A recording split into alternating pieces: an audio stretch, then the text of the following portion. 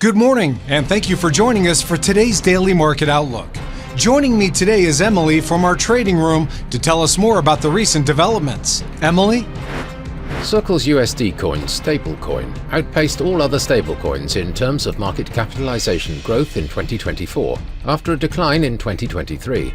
The circulation of USD coin grew 78% year-over-year, outpacing the growth of all global stablecoins. Deliveries of new Boeing jets bounced back in December after a crippling labor strike that slowed production last fall.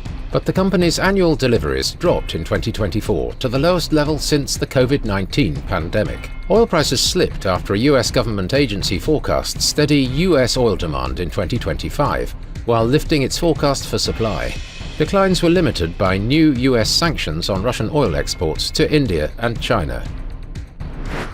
The pound-dollar price remained largely unchanged in the last session. The ROC is giving a negative signal. The Bitcoin-dollar pair exploded 2.3% in the last session. The ROC is giving a positive signal. The Aussie-dollar pair made a minor upwards correction in the last session, rising 0.1%.